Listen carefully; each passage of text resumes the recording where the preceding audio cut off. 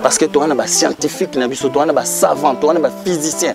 Tout a un mboka nabiso, mais ils sont négligés. L'État congolais, donc le gouvernement congolais, ils veulent pas. Pourquoi ils ne veulent pas investir dans l'homme congolais? Tout ça, des électriciens. Mais maman qui monte, bah Congolais, bah Zolanda, ah on a Congo. Surtout les cas déjà niveau ça là, bah wagon et train. Tous les gars, auto on a train. Mais train bah ça là on a ni. Bah ça là train à métal. Pour vous créer wagon et train, vous en avez besoin. Vous en avez besoin. Il y a des carrossiers, vous avez besoin d'ajusteurs, vous avez besoin d'ébénistes. Donc, les carrossiers, vous avez besoin de wagon et train, des ajusteurs, vous avez besoin de structure, vous avez besoin de kit pour vendre. Comme ça, la kit, c'est rien, menuiser.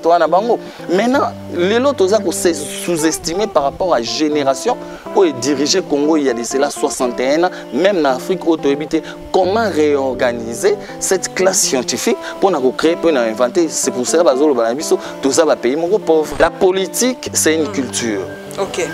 La démocratie, c'est une culture politique occidentale. Ce n'est pas nous. Nous, on a une culture politique. Il y a le royaume Nenge, Belgique est dirigé à Abisso pendant 85 ans. La première constitution, il y a 1908, Nenge est dirigé à Abisso pendant 85 ans dans le royaume.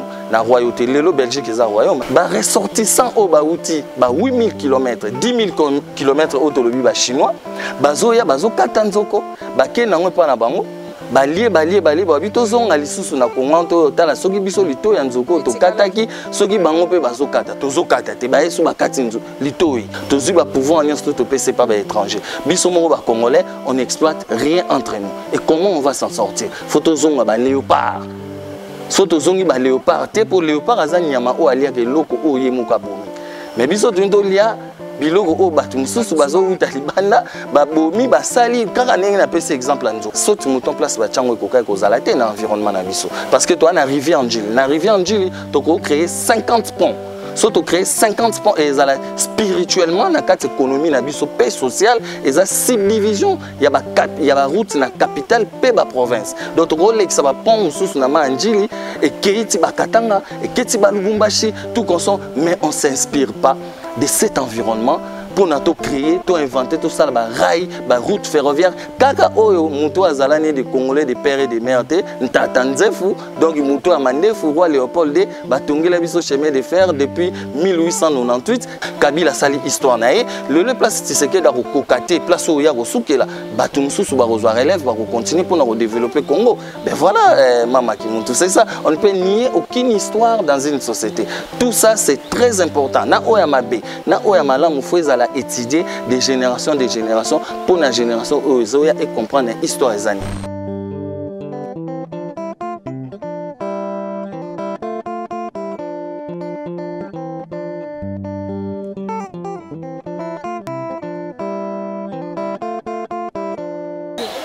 Esengo mingi ya kokuta la bino lisusu bande konangai lelo tozolobela économie na sociale. Naïbi que tout est question de politique, la politique économique, la politique sociale. Alors aujourd'hui, on va parler de la politique économique et sociale de notre pays. Nazanga mokote, nazana papa makumbu, naye to sola moke. To yeba, eloko ni to koki ko sala bandeko pour to relever l'économie en boka na biso. Pour ce que l'économie est relevée, et bien sûr le social n'est que la conséquence ce que l'économie est malam. Et c'est ngomingi ko zala biso lisusu papa. Matondo mama Kimuntu. Merci papa. Toko banana dossier papa ou ezo sala moi pasi mikolo yo. Tomona ki journaliste monene ya mokili Alain Foka aye na mboka na biso, asa journaliste d'investigation. Ngala za yango te.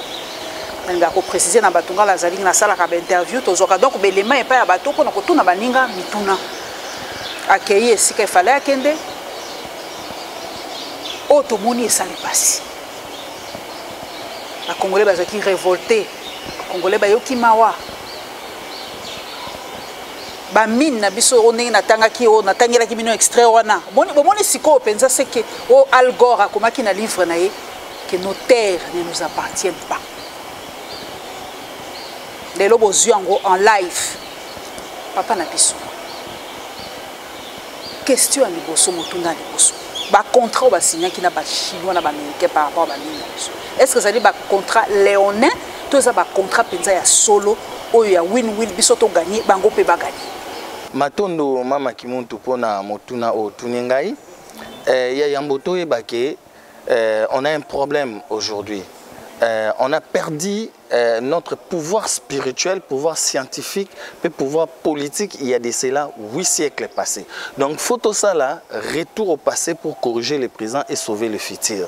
Donc, au jour d'aujourd'hui, tous encore esclaves des maisons, esclaves des champs, puis esclaves de surveillance, esclaves des maisons, et ça biso congolais de l'étranger au Tobima et puis africains nyonso dans le monde au Tokena na bamboka ya ba mindele.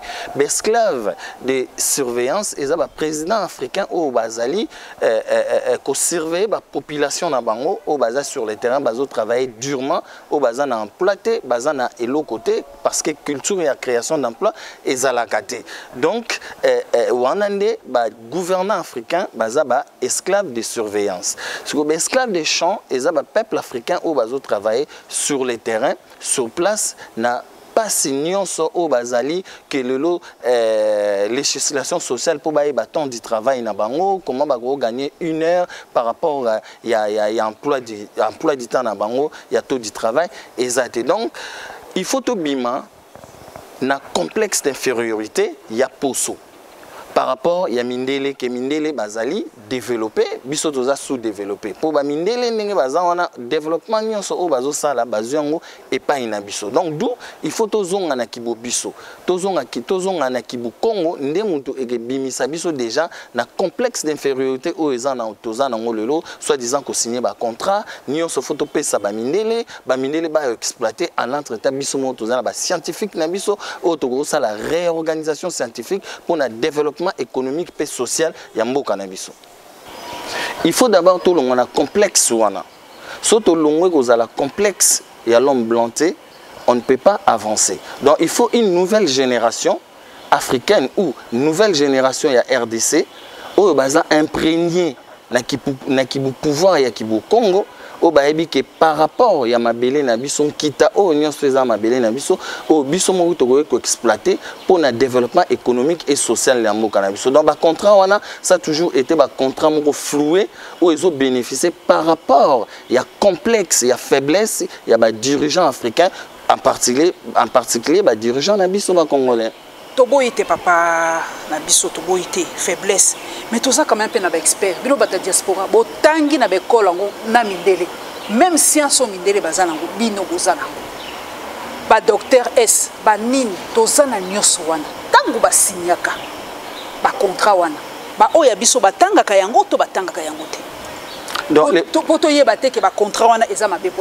le problème d'abord maman qui monte toi un problème à langue. Il y a culture, il y a langue. Parce que tant que contrat n'est signé à Maka. Biso lelo tozo mona ke koloba français et ça aux amaele.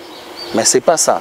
Moni tant que bozo signé makambo par exemple bozo signé ba contrat lelo na munoko na bino na lingala otona ki Congo, otona Swahili, otona Chiluba, c'est autrement d'aller signer ba contrat na ba minoko ba tumususu. Et puis on peut parler le poto les français mais na mutu oyozo lo bayo e bien ngote. C'est ça, au monde scientifiquement, d'abord il faut déclasser la langue française que ça soit officielle, il faut remettre la langue nabiso comme officielle entre Congo Lingala, Swahili et Chiluba. Bref, le problème c'est quoi? C'est le problème d'organisation, c'est le problème de commandement sur tous ces contrats. Nengo lobi, biso bato diaspora to bima, lelo, boye, tout le monde. C'est le problème de commandement, c'est le problème de contrôle, c'est le problème de prévoyance dans la gestion. Et puis, l'administration en Mboka na biso. L'essence d'organisation de la société, il y a des contrats, il y a des experts, il y a des choses mettre en valeur. Donc, on dit toujours qu'il y a des experts, il y a des contrats, il y a des contrats, il y a lobby, des gouvernants, des responsables, il y a éviter il y a des contrats par rapport. Il y a complexe d'infériorité par rapport à l'Occident. Il y a des occidentaux. Complexe wana. Oui, c'est clair, maman qui monte. Donc, bref, moi je vais dire ceci. Aujourd'hui, déjà, il faut retourner na Kibobiso.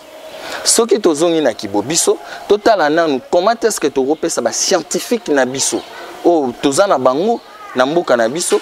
Oh, depuis Kobo Tamapo, tolongola almagam moko mama ki monte. Toza awa ba congolais bazolanda biso ebele na mokili, na monde mobimba.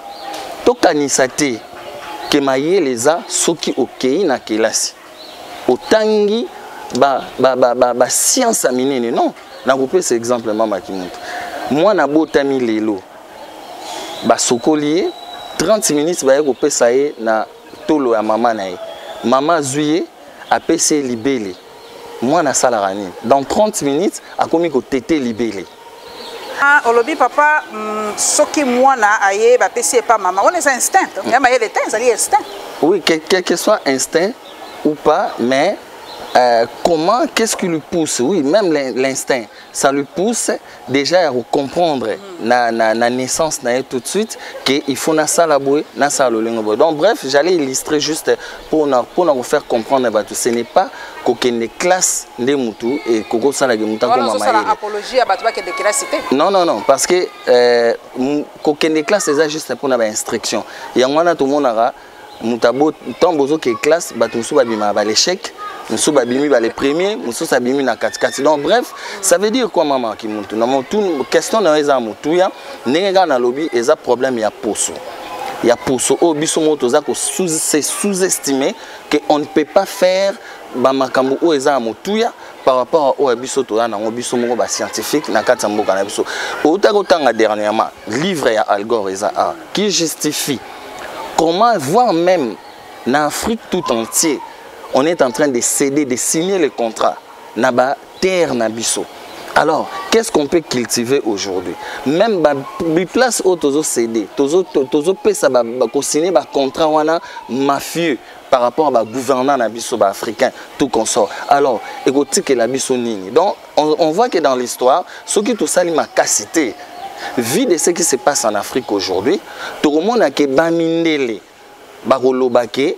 Tozo zonga na ba territoire na biso o ezali ba mère patrie ba mère patrie na bango parce que l'Afrique est le berceau de l'humanité non ba lo ba non to lembi voir même ba congolais o bazo longwa awa o bazo yaka kuna ba africain o ba longwa par rapport à l'immigration ba mso ba kufa na ba ebale tout consort au jour le jour ndenge tozo tout ça l'émission boé ba to bazo kufa déjà na ebale kuna donc ba mo ba otala ke oui na colonisation to tikela bango ba entreprise ba boma Boma ba entreprise musu c'est ça là 40 ans tant que to zong c'est bon to pesi bango indépendant c'est pas na bango salika 1 an ba entreprise ekoufi donc ba sala tout ba loba to zongi na ba mabele na biso place au Africa et bimisa biso tout consort. Donc bref mais mama qui monto illustrer encore une fois de plus pour na ba téléspectateurs au bazo landa biso to livre oyo oyamba député Adondo Mbasi awa. On l'a connu, ces livres, par rapport à lui. Mais lui-même, il n'avait pas les livres. Et lui, il avait dit que quelqu'un au Canada qui lui avait dit que dans le livre, il y a Al Gore, les 6 logiciels pour changer le monde, que tu cédé Mamabélé, tu signé un contrat, tout et tout, par rapport à Mamabélé Nabiso. Mais, qu'est-ce que moi j'avais fait? Tant on a eu qui député Adondo Mbasi à Lobby Yango, j'ai commandé les livres à Amazon. J'ai passé 3 heures de temps, de 23 h jusqu'à 2 h du matin, pour la Luka, page où est placée ma commis où est Zalagi. Donc voilà maman qui monte tout. Ce que tu fais la page 34 pour illustrer encore ce qui se passe. Nanenge au lobby, juste un paragraphe 1, par rapport à ce qu'Alain Foucault a lobby, par rapport à ma contrat. Et aujourd'hui même l'Afrique est en train d'être rendue aux mains des Occidentaux. Voilà. Total la bino sous vraiment, il n'est fait aucun doute qu'il ne s'agit plus seulement de terre, mais bien de l'eau, a déclaré Philip Woodhouse de l'Université de Manchester. Devin Kuyek, un chercheur de l'ONG Gwen spécialisé dans les problèmes alimentaires et agricoles, ajoute « Les pays riches ont un œil sur l'Afrique, pas uniquement en termes de profit et de retour sur investissement, mais aussi comme une police d'assurance. » Ces initiatives ont provoqué un boom immobilier en Afrique. Plus d'un tiers du Libéria a été vendu à... On attend déjà. Voilà. Donc, on attendra déjà la fois passée. Voilà. On attend quand la fois passée. Extrait, on attend quand. Continuons pas ça. Donc, papa Nangaï, si logiciel pour changer le monde, c'est qu'on a ça pour tout. Tous on a une histoire à Kalapo, histoire n'a biso pezaki falsifié ma casse. Papa Nangaï, est-ce que biso na ba royaume Cuba, ba royaume Congo, ba empire wana, est-ce que tu as un système économique là biso? Oui, système économique ezalaki déjà même vers 5e siècle avant que civilisation grecque ait modifié civilisation Congo, biso tozalaki déjà na ba pareil na royaume Congo oyo bande déjà ko sala même mbongo. Tozalaki na mbongo déjà nzimbo. Mbongo ba bande ko benga nzimbo. Donc ezalaki système impôt au royaume et ben sa population chaque fois tellement agriculture ezalaki dense ezalaki munene par rapport à même aujourd'hui on n'arrive pas na 2 345 000 km². Il y a ça la agriculture malgré tout on a commencé déjà à céder nos terres érables. Donc à cette époque déjà l'économie était dense par rapport à même aujourd'hui. Mais to noter le komokoma makimuto. Faut to mitu na question. D'où provient l'économie? C'est pour ça, tout à l'heure, nous croyons que pour nous voyer, il faut que la classe, mais Moutou, a déjà maïle. Et puis, graduellement, tant que pousse à maïle, en commençant par rapport à la famille. Mais les lots, par exemple, dans le Congo, tu as habité économie et où tu as wapi. Parce que tant que monde a économie, l'économie, tout le monde a dans la classe, la loi de l'offre et de la demande. Mais il faut d'abord que l'économie provient de la nature. Économie où tu as mabélé, économie où tu as na maï, économie où tu as na zamba, économie où tu as na nature. Mon pépé à pamba, c'est une économie. Parce que avant d'abord, et comme la scientifique, il faut d'abord que spirituellement, na rose mon pépé, na commission oxygène, na teki yango, na mabélé, et ça na kita, et ça na pétrole, et ça na maï. Bon, ce qui est quoi, exploiter ma belleté, maïté, zambaté, moi vous parler sur l'économie sociale et zaité. L'exemple aujourd'hui, par exemple, et pas nabiso. Ma belé à Pamba ou à Bisso, na nous to éviter par exemple la culture, il y a industrialisation, to koki par exemple na nature na Bisso, to s'inspirer, to zoanifis que nous étions à minu. Nous étions à minu ya Pamba. Nous nous s'inspirer parce que tu as kimi nature biso ba congolais na ba africain tu négliger nature et c'est que pouvoir y a liboso économique et social et outaratotique donc nous nous s'inspirer même pas dans les états minu to lo baguette aux unes états minu to ça elango dentifrice nous étions wana na monde des athées et ça a na Congo tant que nous taper sur des minéraux. Tout, même les Congolais, nous sommes dans le monde d'Ivoire qu'aujourd'hui, revenu dans la économique, ils ont minéré. Au salaboy minéraux, ça m'a le condé. Ça la mission à Alain Foucault, par là à qui profitent les minéraux du Congo. Mais ils étaient au nombre de 4.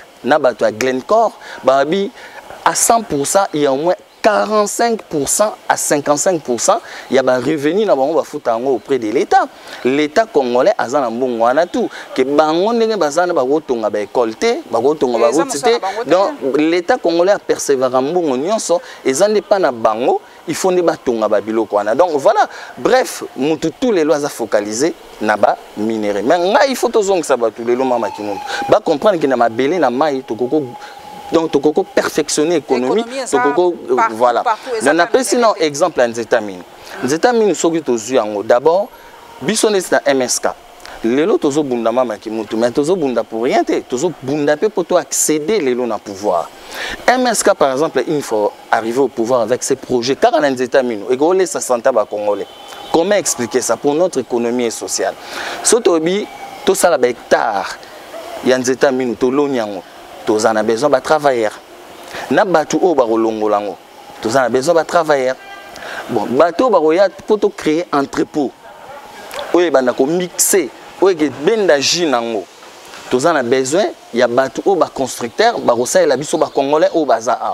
Jiwana so ba mélanger ngo na bicarbonate, na makala, tout et que créer dentifrice. Tous en a besoin de laboratoire. Il y a ba chimiste o ba tanga. On a RDC bakanga beaucoup batala vie sur des claustras l'État abandonna bango tous en a besoin de chimistes et créer ba chimiste ba ozwa misala tous en a besoin il y a emballage ou que kota kuna donc et créer misala tous en a besoin de préparateur de commandes et que créer misala tous en a besoin de chauffeur et que créer misala toi on a besoin bateau ba osala marketing pour na produit en attendant ezala fini et longina na produit brut ndenge ba bengaka PIB et l'on a produit brut to finir en haut et puis dentifrice on a mama qui monte et qui domine toutes les dentifrices au monde. Colgate était le matin. Signal était le matin pour mon tuto et bien c'était wana n'engé télésaramino à 30 secondes. Mais bien sûr, mais nazo pesa. Voilà, na pesa exemple. Voilà, ndeti ba ina matiti tout et bunga. Zoka exemple na mama ki muntu. À part que soki bukam origine ngo, ye moko nzete ninga zo tikala akoma chiffon, ndeti papier. Boko sala ba papier hygiénique, boko sala ba papier de ba feuille ou belé ko servir makambe belé, boko sala ba papier mouchoir, tout consort.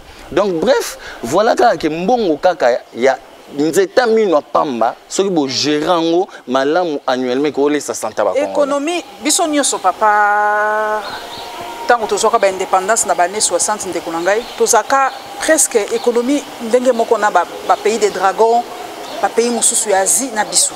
Mais oui. Mais oui. Mais eloko nini esa ko expliquer lelo décadence ya Afrique peut monter à nini. Ko yebisanga que c'est génétique et l'homme noir non mama Congo. Et plutôt mama Kimuntu. Et ça problème, il y a connaissance, savoir, savoir-faire, savoir-être et des compétences. Il y a mama Kimuntu tout ça la RRT parce que baloba ngotu o bozan ba na pesi exemple en États-Unis. Mais où est les connaisseurs? Au bayebi que les États-Unis faut exploitant créer 10 000 emplois. Dans les États-Unis combien de plantes médicinales autour de nous? Tous les médecins tradis praticiens, surtout dans la culture, il y a une industrialisation pharmaceutique. Tous les plantes tout autour de Congo Bololo, Mondongo, plantes surtout le but créer tous les médecins tradis praticiens. L'État congolais a un fils que 20 millions de dollars en francs congolais, a une industrie pharmaceutique au lieu de sombara qui s'abat indien. En tout cas, na surtout comme la première industrie mondiale, il y a médicaments. Mais yangwana na lobby mama Kimuntu. Non. Na yangwana lobby ça problème il y a connaissance mama Kimuntu. Et ça problème il y a volonté et ça problème il y a amour pour organiser une administration, il faut qu'on y ait bayango. Ce qu'on y ait bien noté, ce qu'on a savoir na noté, ou beaucoup ça les logotes. Mama Kimuntu ba koko pesa bino ba milliards. Ce qui boye bien logo ça na noté beaucoup ça les logo. Faut boye ba ko exploitant. Donc ba asiatique, ba l'équipe sont na compétence, na expertise. Mais baza na connaissance ou na ko exploiter ma belle mama Kimuntu to na lac Tanganyika. Tu parler de l'économie, non, aujourd'hui. La loi de l'offre et de la demande. Aucun marché, ils ont 5 000 bisi. Mais ceux qui ont 5 000 francs. Mais ceux qui ont lobby, beaucoup na 10 bisi. Lobby a comme 20 bisi. Au lobby, maman qui monte aucun marché, par exemple, il y a ma tête, au coup, tu as comme 100 bisi. Nous avons noté que prix est kita. Mais c'est quoi pêcherie, culture et industrialisation, il y a pêche. Tous en la pêche, il y a hameçon, il y a nobo, il y a filet, il y a bateau, il y a boitou, tout comme ça. Pourquoi ne pas organiser cette société et industrialisation pour nous retomber la pêche? Dès qu'on on n'invente pas la roue comme on dit en français. L'économie n'est pas appliquée en Afrique. Tous à la capitaliste, tous à la socialiste. Pas le africain en soi de nature, tous à la socialiste. On a évité ce qu'ils ont. Mais dans le monde moderne, dans le monde, il y a des faucons, il y a des pitié, pour tout s'en sortir, l'économie n'est pas appliquée. Bon, maintenant, maman Kimuntu, mboga nyonso azana façon na wa kokiko appliquer l'économie na ye. Boko landa économie ya ba socialiste té, ya ba communiste té, ya ba capitaliste té, mais selon Kibubino. On y ne balobaka maman Kimuntu que il y a des pays de tiers-monde, ça n'existe pas. Ou des pays pauvres, ça n'existe pas. Pourquoi? Parce que mboka nyonso ezana mabele mai zamba espace ezana ba richesse. Donc peuple donc pays eza pauvreté mais population eza pauvre en esprit. Parce que bazako s'inspirer na oezana mabele na bango na mai na bango donc oezana mboka na bango pour ba créer ba inventer pour na social na bango ezala malamu donc sorti économie ya Congo o biso to na photo zonga na économie ya bampanzu oyo ezalaka non tout ça l'attention mama Kimuntu biso tout oza ba Congo pas mon Congo ba Congo muluba aza Congo mungala aza Congo muswahili aza Congo Congolais, Congo wana o baza na ba Congo, baza ba Congo. Donc tout ça que Congo central et Zaraka, voilà. Donc ils ont amalgame, photo bimanakata imboglio confusion parce que les autres biso donc biso tout dans l'ensemble tous ça ba Congo. Les premiers hommes quand on s'est émission dernièrement dans le baki que Aza Congo. Les premiers chefs coutumiers au gardien du temple, ils ont gardé ba valeur paix, droit nyonso ya monde, oh ya malam et place qui les bandala et bandela, bref, Azalara Congo. Donc ça veut dire quoi?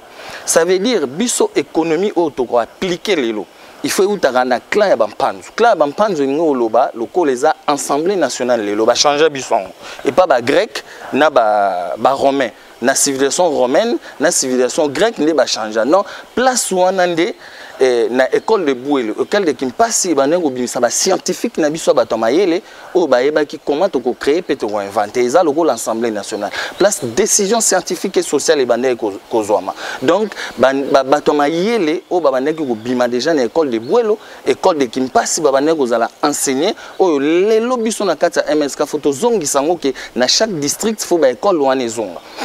Donc ça veut dire que l'économie wanate o mama kimuntu bato ba ebeli biso ka ba malanda ngombe na ba patwa na biso ba congolais ninge to lobaka kinois ba malanda ngombe to landaka ba mindele par ba complaisance. Or il faut investir les lots dans l'homme congolais parce que toi on a ba scientifique na biso toi on a ba savant toi on a ba physicien tout en amboka na biso mais ils sont négligés. L'état congolais donc le gouvernement congolais ils veulent pas. Pourquoi ils veulent pas investir dans l'homme congolais? Tout ça on a ba électricien mais mama kimuntu ba Congolo bazolanda awa na Congo surtout les cas déjà niveau ça là ba wagon ya train tozolenga auto na train te mais train ba sala ngona ni ba sala train na métal pour créer wagon ya train besoin il y a ba carrossier besoin a besoin ba ajusteur besoin a besoin ba ébéniste donc ba carrossier mutu ba sala wagon ya train ba ajusteur ba roya sala ba structure o ba menuisier ba roya otia ba kiti pour ba tu ba vendre ko sala kiti c'est rien ba menuisier to na bango maintenant les lots za ko sous-estimé par rapport à génération où est dirigé Congo il y a de cela 61 ans même en Afrique où habité comment réorganiser cette classe scientifique pour na créer pour na inventer c'est pour ça bazolo ba biso to za ba pays moko pauvre voilà un exemple. Donc voilà. Donc to luka biso moko to appliquer politique économique na biso. Ce qu'on a kotuna motuna poto zali ko kende na suka. Vrai pouvoir ndeko nangai. Les ali pouvoir politique, to zali pouvoir. Non, tout ça c'est des pouvoirs. Tous en pouvoir dans et le côté. Mais oeza liboso eza pouvoir culturel. Donc ça veut dire pouvoir spirituel. À apprendre les choses. Pour moi quand c'est pouvoir économique. Non. La politique c'est une culture. OK. La démocratie c'est une culture politique occidentale. C'est pas nous. Nous on a une culture politique royale. Il y a des royalistes. Il y a le royaume Nenge, Belgique est dirigé à Bisso pendant 85 ans. La première constitution, il y a 1908, Nenge est dirigé à Bisso pendant 85 ans dans le royaume. Dans la royauté, le Belgique est un royaume. Toi, on a un royaume et Belgique. Ce que Bisso le a sauté au Congo, ils ont un royaume. Nous refusons tout. Nous refusons au royaume avec les mêmes frontières. Il y a les Cambo.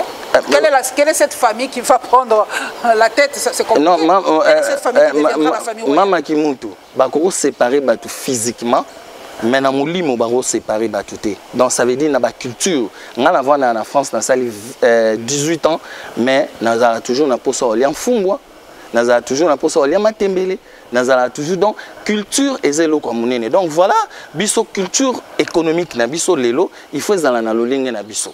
Ce qui le lot lobby par exemple à Babilo, non peut cet exemple mon pop na bateau bazon na biso va comprendre. Tozo le la maille. Soto tamboli toutes les 26 provinces en commençant par ville province à Kinshasa. To luka ba source d'eau. Ozo bimana mabele. Ezali mama kimutu ba hydrologue na biso, il faut réorganisation, il y a ba hydrologue na biso société wana ba ki ngoluke la biso ba source d'eau, to zo ba citerne to chateau puiser mai wana to kabulon na population. Combien de sources d'eau to za na fleuve za kutu ya kolobate? Mais avant que to kene na fleuve poto cha ba kisi. Donc to kene naturel. Wana za naturel, to ko melango, to donc sambo cha kisi. Sambo ken ko timo la ba nappe phréatique. nenge lelo faut que nous timola ba maya ba forage tout comme ça mais tous en ango cette richesse yangana lobi mama kimuntu lelo na Congo ce qui nous manque même en Afrique l'inspiration par rapport à nature na biso tout en ango richesse pour te créer tout inventer lelo Congo et comme le kola nzoko babomi nzoko poto kata nzoko tozoko ko kata nzoko te ba ressortissant au ba outil ba 8000 km 10000 km au tolobi ba chinois bazoya bazo kata nzoko ba ke nango pa na bango balie ba bitozonga lisusu na Congo to tala soki biso lito ya nzoko to kataki soki bango pe bazo kata tozo kata te ba yesu ba kati nzo litoi ba ke nango balami lito ya nzoko wana ba yesu ko tekela biso eloko o ya biso moko et puis biso mo pe ba congolais su to komo kubima to komi ko landa lisusu nzoko ngo kuna na ba mboka ya bato ba uti na 8000 km 10000 km dans ba occidentaux. Donc voilà un peu tableau wana scientifique o lelo il faut tout ça la réorganisation, il y a classe scientifique dans Mboko. Sans cela, il y a rien, il n'y aura pas de social. Et puis on a un autre problème mama qui monte. Tolo balilo. Na organisation scientifique na bisoto to quelqu'un na temps du travail. Un Congolais ou un plombier, il travaille combien de temps dans la journée? Taux horaire, il y a salaire n'est à combien?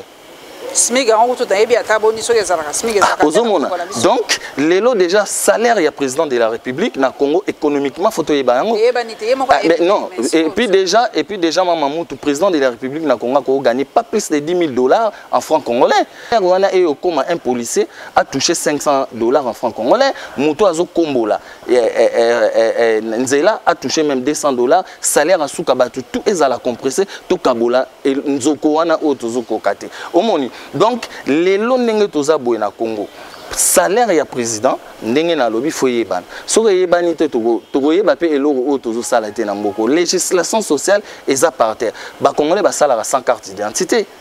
Ils travaillent au noir. Alors qu'il n'est pas indien moro boé, ba zo ko exploiter biso. Tozu ba pouvoir alliance tout PC pas ba étranger. Biso moro ba congolais, on n'exploite rien entre nous. Et comment on va s'en sortir? Faut tozonga ba léopard. Soto zongi ba léopard te pour léopard azani yama o alia ke loko o yemuka bomi mais biso tundo lia biloko o batu mususu bazo uta libanda ba bomi ba sali kaka ndenge na pese exemple à nzoko.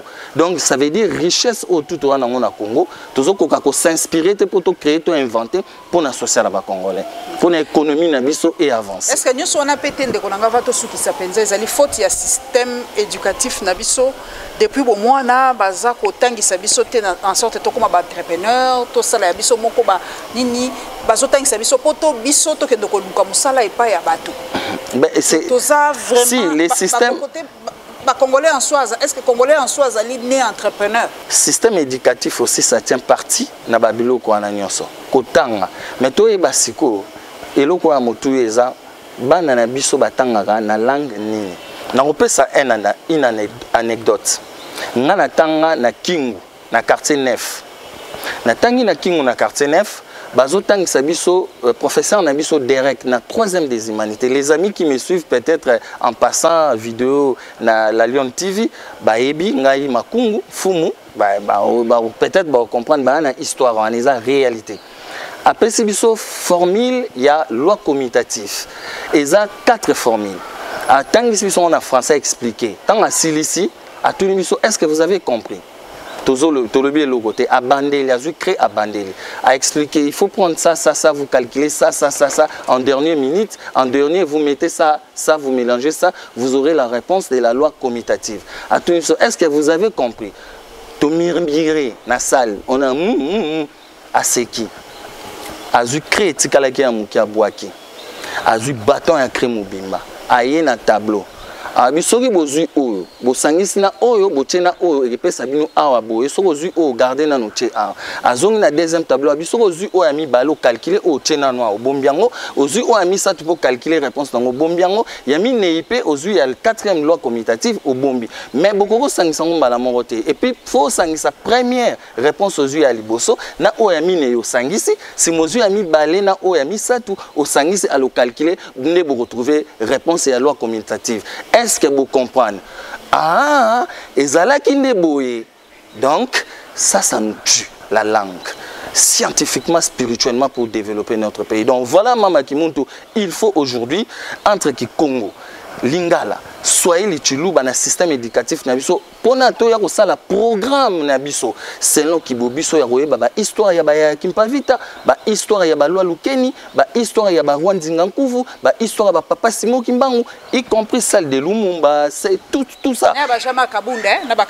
Il n'y a pas de souci, ça tient partie dans notre société, on ne peut rien refuser. Aujourd'hui, Tshisekedi fait son histoire, hein. Il est en train de faire son histoire, Kabila sali histoire nae, le place Tshisekedi a kokate, place où il y a Rosoukela, Batumsous ou Barozwa relève, va continuer pour développer le Congo. Ben voilà, Mama Kimuntu, c'est ça. On ne peut nier aucune histoire dans une société. Tout ça, c'est très important. Na oyamabe, na oyamala, il faut étudier des générations pour la génération ozoya et comprendre l'histoire des années. Histoire et le pouvoir, et le pouvoir, c'est l'histoire. Ndekonanga sikoyo, message ni espoir pour Batomingi Balobi, l'Afrique est déjà perdue. L'Afrique ne se relèvera plus. Pour fossé comme Makassi entre les pays occidentaux, fossé, plus les années passent, plus fossé Makassi. L'économie, est-ce qu'un jour l'Afrique peut-elle se réveiller, le roi Chine et la Bouka? Bien sûr. Pour nous se réveiller, le roi chinois va se réveiller, il faut tout investir dans l'homme congolais. Pourquoi? Parce que tu dois investir dans les scientifiques, dans les bisotés, dans les électriciens, par exemple, Mama Kimuntu, dans l'industrie touristique, l'élo. Il y a un volcan, volcan Niragongo.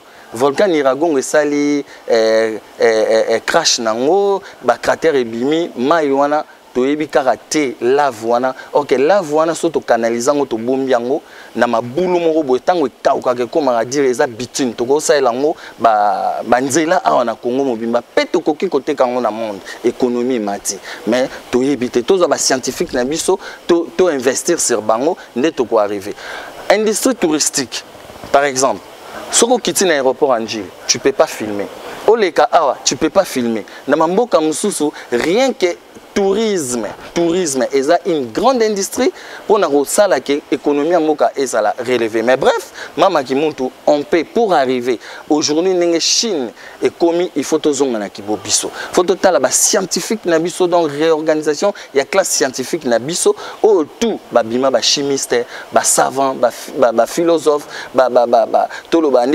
physicien, ba géomètre, na clôturer Mama Kimuntu. Tous en sautent mouton. Tous en sautent mouton. Mais total tout au long est arrivé en Gilles. Il y a un lobby, Batubazate génération mongo ya sikafoya, oyo eko s'inspirer pour y sauter mouton place bachango eko ka kozalate na environnement na biso. Parce que toi na rivière en Gilles, tu as créé 50 ponts. Surtout créer 50 ponts et spirituellement dans la économie na biso paix sociale et ça subdivision il y a route na capitale paix ba province donc rôle que ça va pont sous na manjili et keiti ba katanga et keiti ba lubumbashi tout comme ça mais on s'inspire pas de cet environnement pour nous créer, tout inventer, tout ça, rail, route ferroviaire. Kaka oyo muto azalani de Congolais, de pères et de mères, n'tatanzefou. Donc muto amande fou roi Léopold de batongela biso chemin de fer depuis 1898. Ti le lobiso mona to tracer chemin de fer. Donc voilà maman qui monte nenge to zabwe photo zonga na histoire ya maramba papa Simo Kimbangu aloba.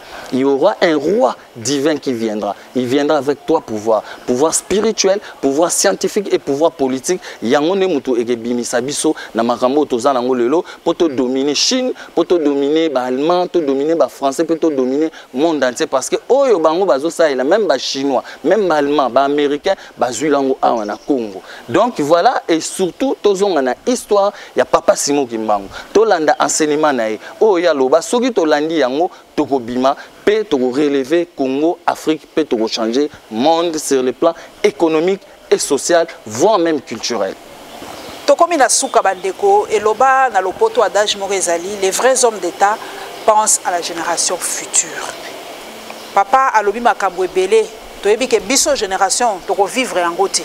Mais to boaka quand même ba jalon pour na génération oyekoya, ba génération ekoya ba condamner biso te ba lakisa biso misapité ba loba bozalaki na nyonso mais ndenge nini mboka e matité. donc tout ça là tout j'étais ba jalon pour na bala na biso ba koko na biso na ba génération ekoya sima. Papa lobby, l'Afrique peut se réveiller. L'Afrique d'ailleurs, ils allaient berceau à l'humanité. Mais biso moko des fois, tu as la conscience, il y a potentialité. Na biso te, tu as la conscience, il y a autre, tu as l'angoté. Tellement miso na biso news, tu allais braquer na libanda, tu biso ngakate pour nakotala, et le ronini, tu as nango.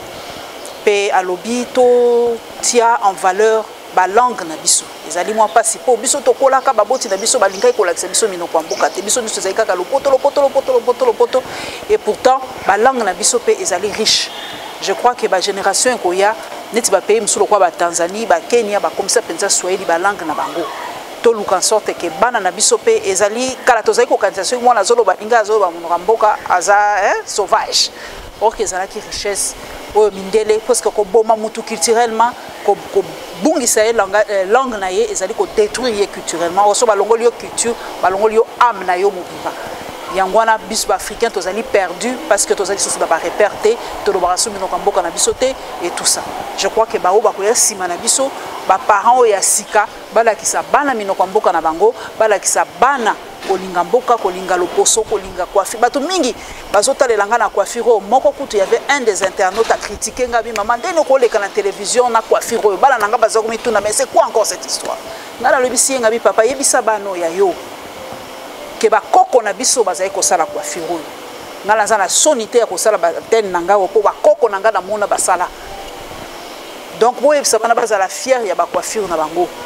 Tokoma biso nyonso kaka naza contre bato batiaka bakabelo te ngamoko na tiaka ngo. Mais à un moment j'ai dit stop. Pona no namona mundele te azwi suki na ye suki na ngai ya crépu atie na mutu na ye po lobake ye pa te kabelo non namona te.